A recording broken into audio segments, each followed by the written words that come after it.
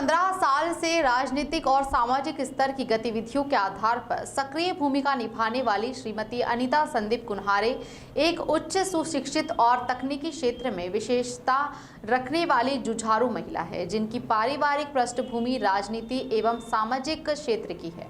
ऐसी शिक्षित महिला ने अपने पति और समाज के वरिष्ठ जनों के आग्रह पर श्रमिक क्षेत्र के वार्ड 46 से अपनी प्रबल दावेदारी कांग्रेस प्रत्याशी के रूप में की है। उज्जैन के स्वतंत्रता संग्राम सेनानी रहे स्वर्गीय मोतीलाल उस्ताद की सुपुत्री रही हैं। उन्हीं की प्रेरणा से श्रीमती कुन्हारे को राजनीति की शिक्षा व दीक्षा पैतृक गुण में प्राप्त हुई है। शादी के बाद जब वे इंदौर ससुराल में आई तो उन्हें यहाँ भी राजनीति में अपनी सक्रियता में कोई कठिनाई नहीं आई। चूंकि श्रीमती कुन्हारे के पति संदीप कुन्हारे युवा कांग्रेस में शहर उपाध्यक्ष के पदासीन रहे हैं और सक्रिय राजनीति व समाज सेवा से जुड़े रहे हैं, ऐसे में श्रीमती कुन्हारे को भी राजनीति के साथ समाज सेवा का अवसर मिल गया। श्रीमती कुन्हारे युवा कांग्रेस से जुड़ी होकर महिला कांग्रेस के भी विभिन्न पदों पर रही। वह कांग्रेस के हर जन आंदोलन एवं कार्यक्रम में सहभागिता निभा रही हैं। कांग्रेस के प्रतिष्ठित एवं स्वच्छ छवि वाली कार्यकर्ता के रूप में कुन्हारे ने सामाजिक क्षेत्र में भी सक्रियता से कार्य किया है। यही कारण है कि आप बेरवा समाज केंद्रीय समिति से लेकर महिला समिति की पदाधिकारी भी हैं। चूंकि मध्य प्रदेश में बेरवा समाज की जनसंख्या बाहुल्य है, यहाँ के मतदाताओं से उनका जीवंत संपर्क भी है। इसी के साथ मध्य प्रदेश के विभिन्न समाजों में भी इनकी खासी पकड़ है।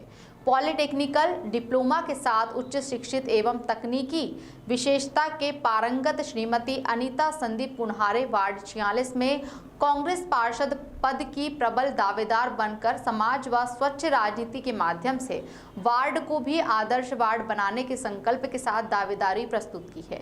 श्रीमती कुन्हारे ने विश्वास दिलाते हुए कहा कि मैं सदैव कांग्रेस परिवार की सेवा करती रहूंगी, उनकी रीति नीतियों का पालन करूंगी एवं पार्टी से अवसर मिलने पर कांग्रेस के झंडे का सम्मान बढ़ाऊंगी तथा पार्टी संगठन जो भी जिम्मेदारी मुझे देगी मैं उसे पूरी निष्ठा व समर्पण से पूरा करूंगी। दोस्तों नमस्कार, युग का इंसाफ से मैं जया शेट्टी आप सभी का स्वागत करती हूं। आज हम आए हैं इंदौर ज़िले के वार्ड 46 में और यहां पर अनुसूचित जाति महिला वर्ग की श्रीमती अनीता संदीप कुन्हारे जी, इनसे हम मिलते हैं, बातचीत करते हैं और जानते हैं इनके बारे में। तो सर्वप्रथम तो मैम आपका बहुत बहुत नमस्कार, धन्यवाद कि आपने इतना कीमती समय हमारे लिए निकाला। हम सबसे पहले तो आपसे ये जानना चाहते हैं कि अब महिला वर्ग से यहाँ पर जब कोरोना काल था तो आपने यहाँ पर बहुत काम किए हैं। जैसे एक महिला होकर कोरोना काल में बाहर निकलना और इस तरह से कार्य करना, ये बहुत मतलब अद्भुत था आपके लिए। तो किस तरह की परेशानियाँ आपको रही है वो हम ज़रूर जानना आपसे चाहेंगे। और सर्वप्रथम तो हम ये जानना चाहेंगे कि आपका जो परिवार है वो राजनीति के क्षेत्र में है, तो आपके परिवार के बारे में हम ज़रूर जानना चाहते हैं। मैं उज्जैन से हूँ और उज्जैन में मैं स्वर्गीय मोतीलाल उस्ताद जी की पोती रही हूँ और मेरे दादाजी स्वतंत्रता संग्राम सेनानी।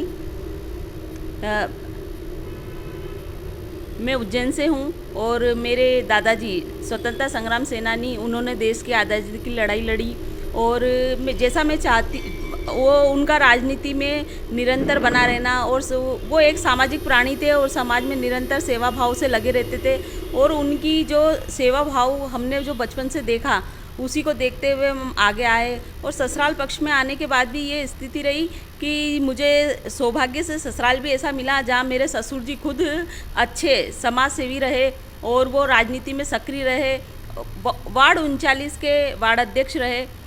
मतलब ये चीज़ें मुझे बचपन से गॉड गिफ्ट ही मिली है कि समाज सेवा और राजनीति में लगे रहने वाला कार्य।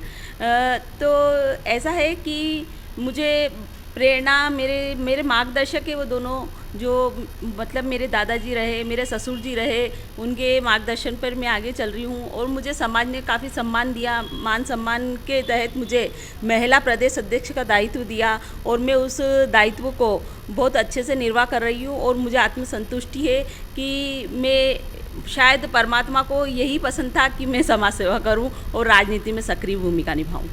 शिक्षा के क्षेत्र की अगर बात की जाए तो शिक्षा के क्षेत्र में आपने पॉलिटेक्निकल डिप्लोमा किया है, तो उसके साथ साथ आपने और क्या क्या शिक्षा विधा में आपने कार्य किया है और किस तरह से आप कर रही हैं, उस शिक्षा के बारे में हम जानना चाहेंगे।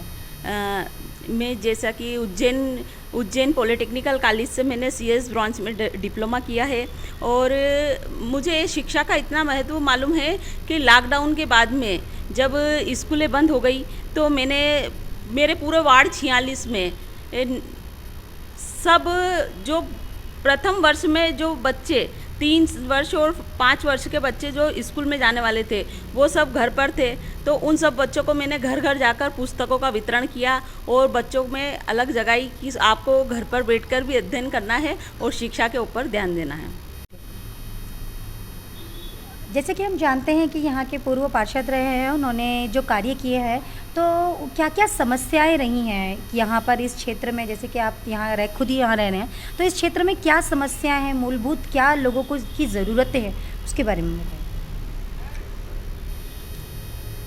पिछले जो पार्षद जी हैं उनने माना कि बड़े कार्य किए होंगे, बाकी जहाँ तक मेरा मानना है कि जो ज़मीन पर कार्य होना चाहिए वो कार्य नहीं हुए।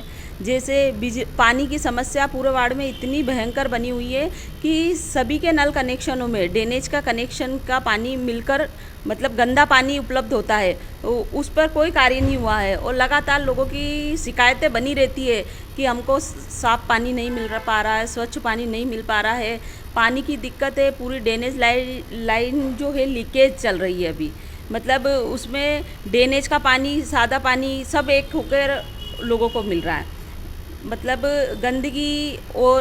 गंदगी के साथ में जो बीमारी के साथ में जो बड़ी बीमारियों का जो प्रकोप है उसके अंतर्गत ये छोटी समस्याएं मिलकर बड़ा रूप ले लेती है, विकराल रूप ले लेती है। और बस्तियों में बड़ी बड़ी समस्याएं इस तरह की बनी रहती है।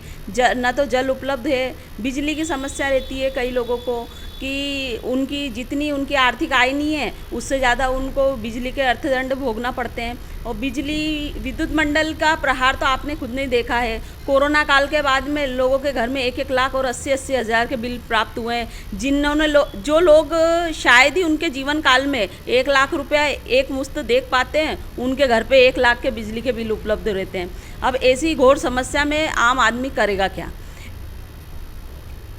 तो अगर आप चुनाव जीत रही हैं और जीतने के बाद में आपका पहला क्या होगा कि आप किस तरह से उनकी समस्याओं को हल करेंगी, और आपकी पहली चीज़ क्या होगी जो आपसे हल कर पाएँ?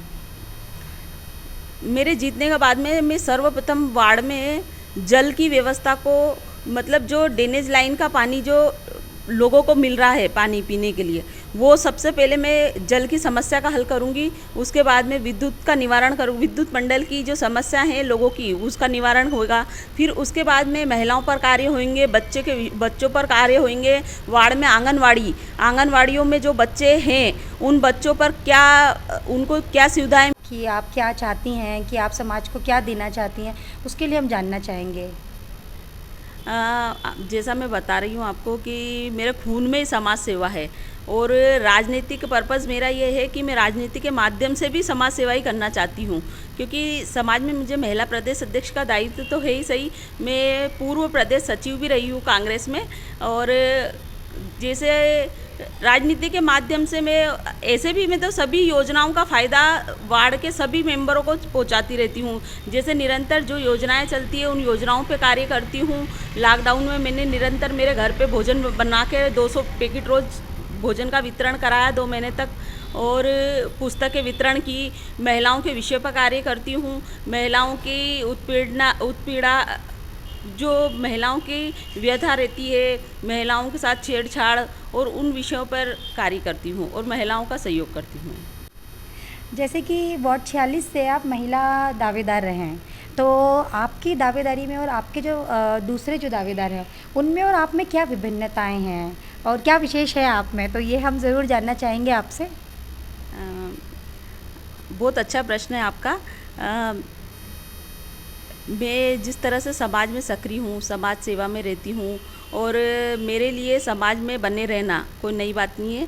मैं निरंतर लोगों के बीच में रहना पसंद करती हूँ, और जैसे मुझे लोगों के बीच में रहने की आदत है, तो लोगों की पीड़ाएं, लोगों की व्यथाएं, वो मुझे कहीं ना कहीं राजनीति की ओर खींचती है कि मुझे निश्चित ही कहीं ना कुछ इनके लिए कुछ करना चाहिए। जैसे कि पानी की, बिजली की, शिक्षा की, महिलाओं की कई प्रकार की समस्याएं, रोजगार की समस्या है। अभी कोरोना काल के बाद में कई प्रकार की दिक्कतें बहुत बढ़ गई है और उन दिक्कतों के चलते काफ़ी लोग परेशान रहते हैं। कोई रोज़गार के माध्यम से रहते हैं, कोई शिक्षा के माध्यम से है और कोई व्यापार के माध्यम से है। किसी को पानी नहीं मिल रहा, किसी को बिजली अवेलेबल नहीं हो पा रही है और किसी न किसी परेशानी से हर व्यक्ति जूझ रहा है आज की परिस्थिति में। और मैं यही चाहती हूँ कि राजनीति के माध्यम से मैं कुछ भी बनूँ, कुछ भी रहूँ, तो कम से कम मानव सेवा निरंतर चलती रहे। मैं लोगों के हर योजना पर कार्य करके लोगों को फ़ायदा पहुँचाऊँ, उनको घर घर जाकर उनको सेवाएं प्रदान करूँ। बस मेरा मानव सेवा ही मेरा संकल्प है। हम अपने चैनल के माध्यम से आपसे ये जानना चाहते हैं कि आप अगर यहाँ जीतती हैं तो यहाँ पर आप कैसे कार्य करेंगे, और दूसरा हमारा प्रश्न ये है कि आपकी यहाँ की जो जनता है जो आप पर भरोसा करती हैं, उनके लिए आपका संदेश क्या है? यहाँ वार्ड 46 की जनता जो है, बिल्कुल मुझे उनसे काफ़ी सम्मान मिला और मैं आभारी भी उन चीज़ की कि लोगों ने मुझे इतना सम्मान दिया। वार्ड 46 के अंदर कई प्रकार की कई समस्याएं बनी हैं।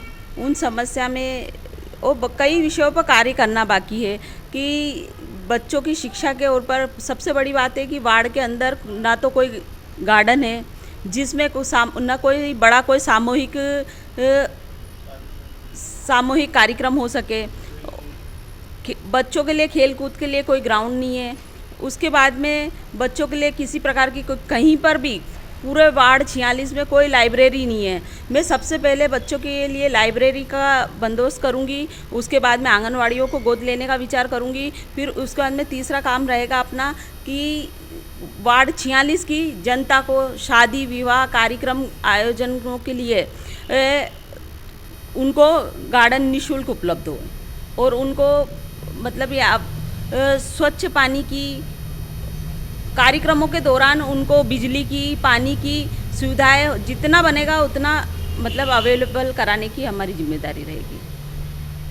अभी हम हमारे चैनल के माध्यम से श्रीमती अनीता संदीप कुन्हारे जी से, और इन्होंने बताया कि यहाँ पर जो मूलभूत समस्याएं हैं, पानी की समस्या है, बिजली की समस्याएं हैं, यहाँ पर देखा जाए तो यहाँ पर बहुत सारी समस्याएं हैं जिन समस्याओं का अभाव है, तो उनके लिए ये कार्य करना चाह रहे हैं। तो युग के इंसाफ से मैं जया आप सभी को धन्यवाद देती हूँ। Thank you so much.